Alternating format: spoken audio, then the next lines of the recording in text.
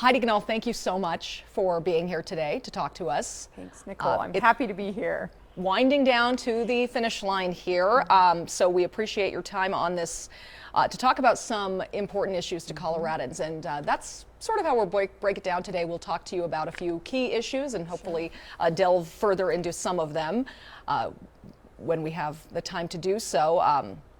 So arguably the biggest issue you will face if elected governor is the economy, a recession that's being predicted by the majority of CEOs, in addition to the high inflation that families are already struggling with that doesn't seem to be coming down fast enough. We could also see an economic downturn, though, that could lead to job losses. It could hurt our small businesses and large businesses in Colorado. So what can you do at the state level as the governor to tackle this if we are facing a global recession?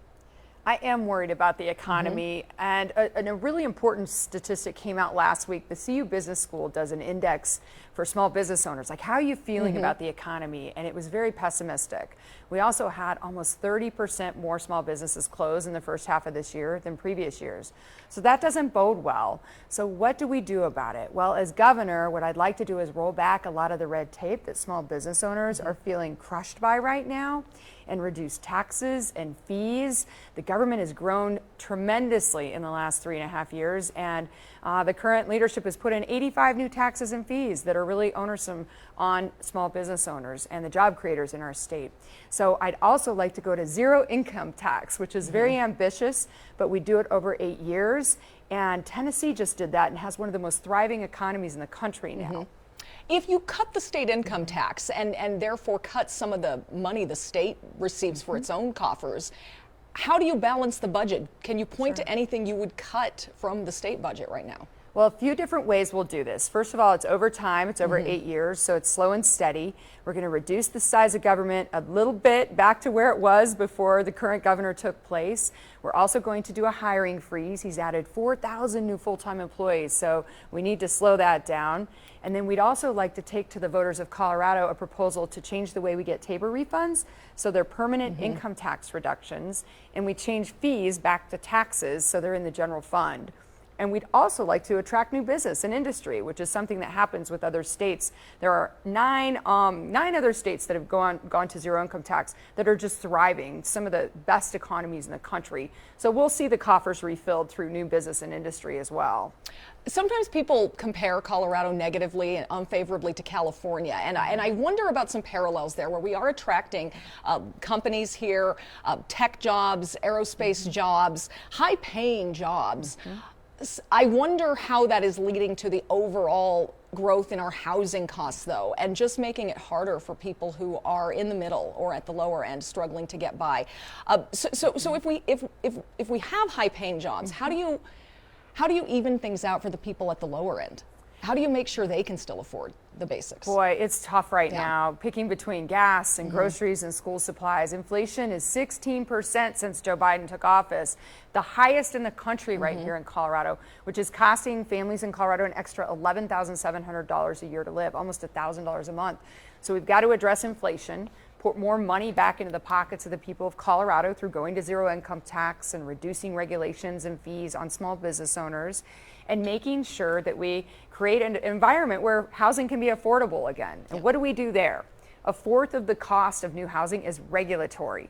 So we've got to roll back those regulations a bit and look at new innovative solutions like community housing, modulars, tiny homes, assembly housing, which is basically attachments to current housing if you want to have your parents live, with you. So lots of new cool things popping up, but we've got to have a leader who will go all in on making sure that people can afford to live here. Absolutely. We can talk. I could talk about housing all day personally here, but you and Governor Polis have both proposed somewhat similar measures, in fact, supporting that modular construction, some higher density housing plans, communal housing, things like that. The pandemic, though, I think showed that people want space. They want to live in the suburbs. They want yards. I wonder if it's reasonable to think that we can build our way out of this solution without just further increasing sprawl, or if builders do have the appetite right now to build single-family homes. How do you encourage that, or how do you make sure that we can address the middle ground there? People who could afford a $300,000, $400,000 house, what houses cost here not too long ago, and we fear won't go back to. What do you say to those people in the middle? Well, we've got to make sure that builders can build here and make it work. And right now, regulations are onerous. It's very difficult. As we've seen in the Marshall Fire, victims that are trying to rebuild, there's a lot of new restrictions on building up there, and it's made it very, very expensive. And that's happening all over Colorado. So we need to relax some of those regulations. We need to make sure we have enough water to keep growing and develop. So we've got to fight for what's ours here in Colorado and protect our water rights. And we've got to make sure that local municipalities are looking at innovative new solutions that, will help reduce the cost of building new houses. Right now, we also have a supply chain issue. So a lot of what's happening is national or international when it comes to getting supplies here to build new housing. So that's goes back to the economy and inflation, and really doing all we can to unleash the job creators in our state or the small business owners and really get this economy going again. I do want to ask, this is just a question I hope to ask of many of our leaders, the work from home revolution. I could see this having so many impacts on our economy in different ways, but a lot of people do like that aspect of the pandemic, that they were allowed to work from home. Do you think companies should be flexible with their workers? Well, as a CEO and entrepreneur, yes, absolutely. We were doing flexible benefits back at Camp Bow Wow years ago, and we would give people options like, would you like to work flex time? Would you like to earn comp time? More pay, more base pay. So I think the more flexible employees or employers can be for employees, the better off our economy will be. And that goes to like childcare. What if businesses got together and created a pool or a way to incentivize employees that way? I think free markets, letting business owners solve a lot of these problems, is a healthy way to approach them. Well, we'll lead from there into some issues affecting our kids, childcare, universal preschool, and education. I want to delve into a few of those issues. Unfortunately, I have to think that the biggest school issue you've become known for most recently in a lot of media is the claim that some schools are allowing students to dress as animals, that it's a distraction in those schools. By and large, many schools have refuted that this is a problem that they're dealing with. And even if it is happening on a small level, on a case-by-case scenario here, given all the other concerns our schools face, do you actually think that's a problem in our schools? Well, I was mentioning it in reference to distractions in schools because 60% of our kids right now in Colorado can't read, write, or do math at grade level. So we've got to get back to blocking and tackling like the basics and making sure that our teachers are paid well, they have smaller class sizes, and that kids actually have the opportunity to learn to read and write and do math again. I am a big proponent of giving power back to parents to make sure that they can choose different options if they need to. So the funding following the family, or true school choice here through education savings accounts, and also transparency in curriculum. Parents are feeling very left out of the conversation right now and really frustrated. And we saw that in the school board elections. We changed direction in 10 school boards last year. So I want to be a voice for parents and students, and I'm going to voice whatever concerns they have and be an advocate for them and getting rid of distractions so that our kids can learn how to read again. So to be clear, you do think kids dressing as animals is happening in some cases? It's a distraction that I'm hearing from around Colorado, but honestly, I'm focused on getting kids back to reading and writing and doing math and making sure that schools are focused on that. And if they aren't, then parents get to pick a different option through school choice, and making sure that education savings accounts are a big part of my platform so that the funding can follow the family and our kids can read again. Parents bring up other distractions, of course, in schools all the time. I mean, the pandemic was one big distraction. Sometimes you can't help when things like that happen.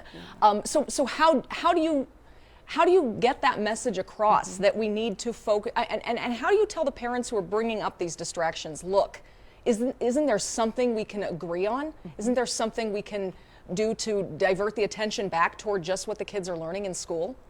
That's my focus. That's why I'm so laser focused on making sure that every child in Colorado can read by the end of 3rd grade, because that statistic bodes very poorly for kids in their future if they aren't able to do that. 4 times more likely to drop out of high school. And so we've got to make sure that that's our largest priority. And 60% of kids in Colorado can't do that right now. And even more tragic is 95% of African American and Hispanic kids in Denver can't read at grade level. So that is not okay. No. That has got to be our highest priority, and that will change the trajectory for our kids if we can fix that. I do want to know how we fix that. Let me bring up this. You live in Douglas County, where voters are being asked to pass a mill levy that would pay teachers more. Should teachers be paid more? Is that part of the solution? Absolutely. Right now, the average classroom in Colorado gets $250,000 in funding. Only $50,000 of that goes to the teacher.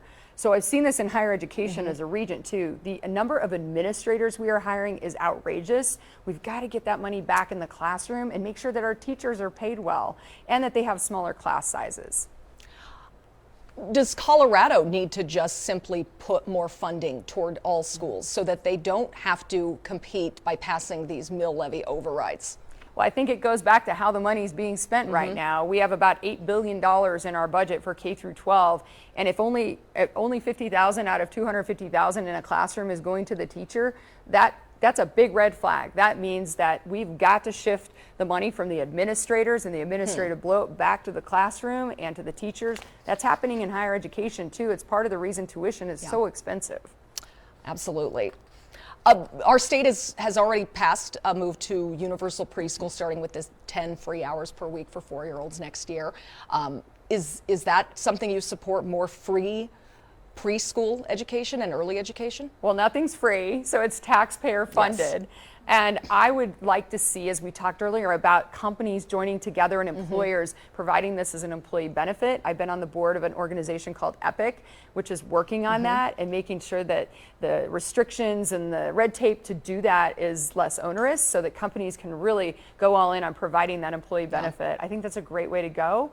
But I think we've got to have an all of the above approach right now. One of the key things we're facing is a lack of workers and folks who can afford to work in that industry or be a child care provider, because it's really tough with the economy we're facing right now. So do you think Colorado is currently in a position to be able, does it look like we are going to have successful universal 4-year-old pre-K next year? Well, I believe they just backed off on that promise because of the worker shortage. They backed off on the additional hours. Yes, you're correct. Yes. And so here's the thing. I'm in Grand Junction, and they're talking about how they're 6,000 seats short for childcare. And that affects their ability to grow their economy because they can't get workers there if they can't find childcare. Or a mom needs to stay home with their child instead of being in the workforce. So it affects everything. So we've got to have a multi-pronged approach. I think business and industry is a big part of that conversation, as are parents. Like, how do you want to do this? And your reference to working from home, I think that's changed the dynamic too. So I tried to do it all during COVID, like keeping my 3 kids on the Zoom and doing my work, and it was crazy. It was so hard, and I have so much compassion for teachers and the difficulties they face right now. Absolutely. So just to put a bow on this, as governor, some of these policies are not things you'll, locally, and what businesses can do and what they decide to do for their employees isn't something you actually can necessarily execute with one swipe of a pen. Right. But you're a business owner. Do you think you have the influence over businesses here to help them support our families more then? Well, I'm very, very proud to be a big part of this business community in Colorado. I've been a CEO for 20 years. I founded Camp Bow Wow, the franchise company, and She Factor, another company, on lots of boards and commissions. So I've been having these discussions for a long time, and I've been a regent at the University of Colorado for 6 years. So this has been one of my key focus, is how do we provide easier access to become a mental health worker? How do we make it easier to become a teacher or to be a child care provider? Because it all interconnects in our education system and our workforce development. And right now it's not working. So I'm excited and happy to be a voice, to be a problem solver and roll up my sleeves and get this done. Well, one of the other issues people are concerned about right now is crime. It's gone up everywhere. Every state is having a problem with crime post-pandemic, since the pandemic. what are the very first things you would do as governor to curb crime? Well, and it's very, very bad in Colorado. We are one of the worst states in the country, fourth worst actually. And fentanyl is a huge part of it, the drug problem here. We're second highest in increase in fentanyl deaths in the country. And I'm hearing more and more about that problem everywhere. So what can I do as governor? Well, I can make sure that we give law enforcement the tools and resources that they need to be able to solve these problems. And right now, they're telling me their hands are tied because of some decisions that were made, bills that were passed to decriminalize fentanyl, to also make us a sanctuary state. So ICE agents and law enforcement can't coordinate to stop fentanyl flowing across our southern border of Colorado. And also this catch and release kind of theory of law enforcement is not working at all. We have the highest auto theft in the nation right here in Colorado. So we've got to roll back some of this legislation. We've got to support law enforcement. I will make sure my very first dollar, my very first priority as governor is public safety. There will be no cutting of budgets for law enforcement like they're saying in the ads. That's ridiculous. Public safety and education are my passions and my first priority as governor. Picking apart just a couple of those, we did, the legislature did pass higher penalties for fentanyl, even though in the past they had passed lower penalties. So let's talk about where it is now. We're down to 1 gram being a felony now. Is that going to help? Well, 1 gram can kill hundreds of people. And what I'm hearing from law enforcement is their fix made it harder to prosecute drug dealers because you have to prove intent. So it's a mess. So we need to make any amount of fentanyl a felony. We need to keep drug dealers in jail, which right now law enforcement is saying absolutely is not happening. And we need to keep it out of the hands of our children because it's flowing into schools. And we call it fentanyl poisoning, not overdose, because the kids don't know that the Adderall or the Xanax they're experimenting with is laced with fentanyl. We've lost so many children to this. And so it's really starting to flow into the suburbs and be an issue for all of Colorado. This isn't just, you know, the old style drug deals you think of on the streets of, you know, downtown Denver back in an alley. This is happening to our kids in the suburbs all over Colorado, Durango, Grand Junction. It's one of the top issues I hear about. So then you mentioned keeping the flow across our southern border and stopping that. How would you change things here so that police could work more effectively with federal agents? So we have to cancel our status as a sanctuary state. That's a big block to letting ICE agents and law enforcement work together. And so that needs to go away. We need to make sure that any amount of fentanyl is a felony. And we've also got some other hard drugs that are, you know, need to be a felony as well. Heroin, methamphetamine, there's a lot more than just fentanyl to the equation too. And then we need to make sure that we replace the folks on the parole board, replace the heads of Department of Justice, Public Safety, Corrections, and go back to a law and order philosophy as leaders and make sure that we protect the most vulnerable in our state, which is not happening right now, as evidenced by the auto theft bill that they changed. So it's a misdemeanor now to steal a car under $2,000 in value. Well, who do you think that affects the most? It's the single mom trying to get her kids to school and daycare that all of a sudden doesn't have a car and a way to get around, and she can't cover the bills while she waits for the insurance claims to go through if she even has insurance. So it's very, very complicated, but it's not in a sense. We just need new leadership that will have a strong spine and stick up for the people in our communities and be a law and order governor. Sounds like tougher penalties for auto thefts is on your agenda, of course. Do you? I want to talk about guns too, because guns are in the hands of our young kids, where I don't think anyone agrees that's an appropriate use. That, you know, we can all agree there's some abuse going out there. What are your thoughts on the localities, the municipalities that have taken it into their own hands and passed their own local gun or safety ordinances? I think it makes it very, very complicated to enforce the laws. If every single county or city or municipality has different laws, how do you enforce that? That's just unrealistic. The laws that we have on the books that were passed a few years ago are some of the strictest in the nation, and we're not enforcing them. So let's start by enforcing the laws and making sure that we're starting there, and then making sure that those with very severe mental illness can't get access to guns. I think that's a common sense thing that we're all trying to make sure that doesn't happen. But I also am worried about our schools. I've been on Governor Hickenlooper's School Safety and Youth in Crisis Committee, and I've worked extensively in school safety. And this idea that we should take school resource officers out of our schools, I don't agree with at all. I think I think they're incredibly involved in the students' lives and the community. They're seen as friends to the students in most cases, from the students I'm talking to, and we need them there to keep our kids safe. I absolutely disagree with this philosophy that we should take them out of our schools. There's a school safety summit happening, a 2-day summit actually right now, today and yesterday. A lot of smaller communities can't afford to keep a school resource officer on, or they just don't have the partnership or the capacity to do that. Is that a problem? Well, that's something we need to figure out, because we absolutely have to make school safety our #1 priority. If kids aren't safe, they can't learn. And I've put together a couple proposals on how to do that. One is an accountability dashboard, and I've made the pledge that I will do a press conference every month for parents and talk about how we're meeting those metrics, how we're moving the needle to keep our kids safer at school. It's not just about the physical facility, it's about training, it's about culture, it's about making sure that we address bullying and other things that are going on in the schools, making sure that our kids feel comfortable and safe, and right now that's not happening. I do think there has been more of an emphasis on mental health in schools, especially since the pandemic. Maybe it's just having my kids start going through the school system, but they do have social emotional counselors in schools now. Many school districts have launched their own. Aurora as an example, where they've launched their own free mental health services. The state rolled out imatter.com, which offers some free counseling for kids.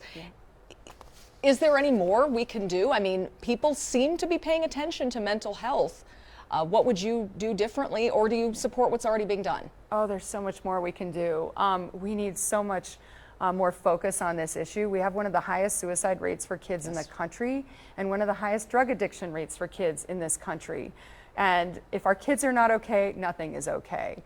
So I'm talking to parents and students across Colorado to try and figure out what's missing. I think a lot of the efforts are good intentioned, but they need to be science-based, and we need to make sure that they work. We have this incredible center up at CU Boulder, the Center for Youth Violence, that does a lot of research-based work on this effort, and they have a lot of good ideas about how to solve these problems and how to make sure that the dollars we do have are used in the best way. And I think that's a place I'd like to focus, is making sure that the dollars we're investing are doing the work, moving the needle, and making sure that our kids are safe and well.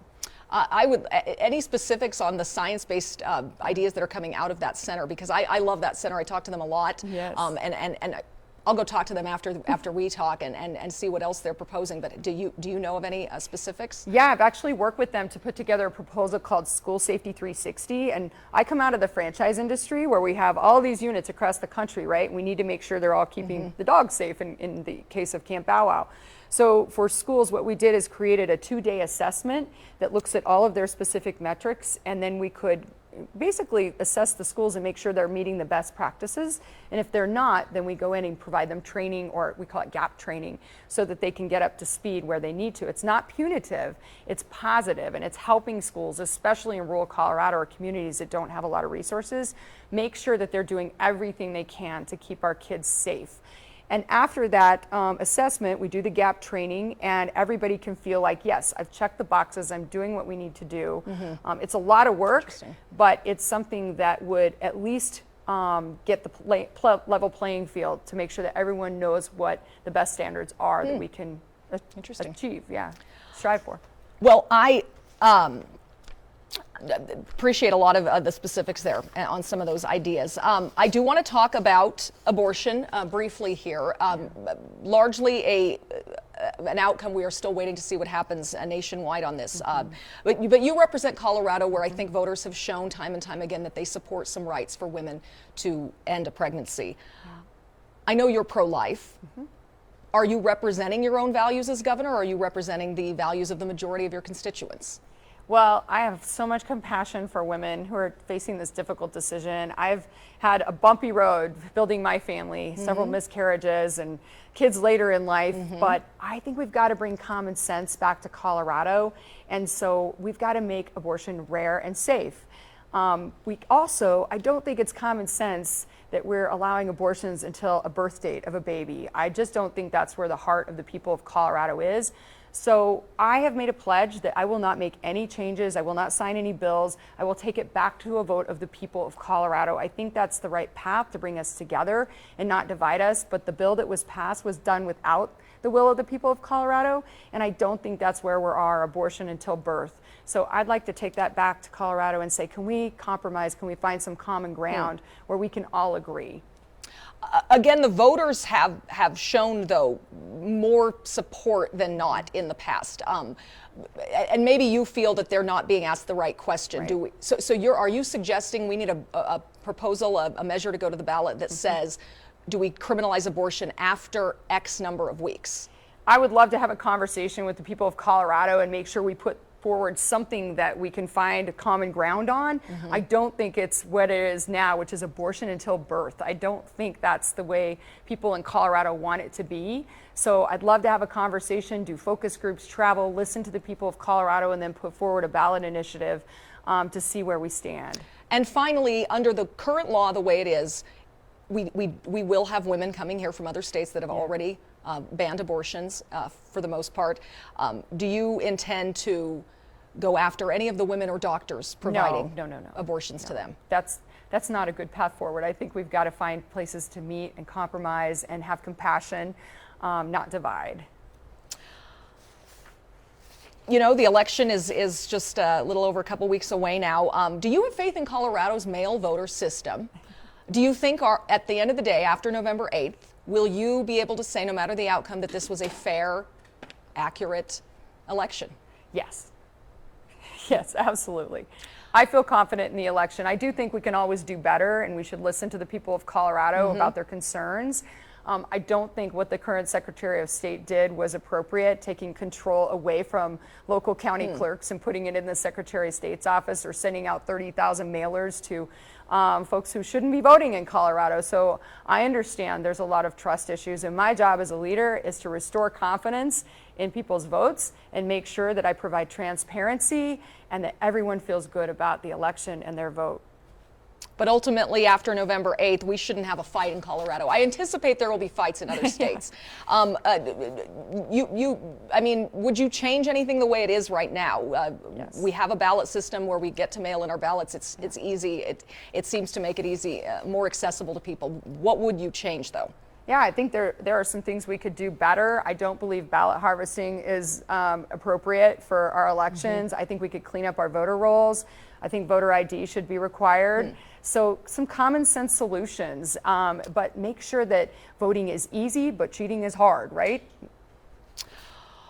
Well, we thank you for spending so much time on this. Sometimes we don't get very much time with you. So I just want to wrap it up by asking, do you have something that you think your opponent is doing well right now? Can you say something nice about Jared Polis? Of course. I mean, he's a family man, and I appreciate that his husband and his kids are a priority in his life, as are mine. I love my kids with all my heart and soul, and I want to make sure that they have a bright future here and that they'll stay living here in Colorado. And I want that for all kids. So my priority, I'm a business person. I've led, a $100 million company and done a lot as a CEO, but my priority is a mom and making sure that our kids have a bright future here and they get a good education, that they're safe, and that we get Colorado back on track, because I'm really worried about our future right now.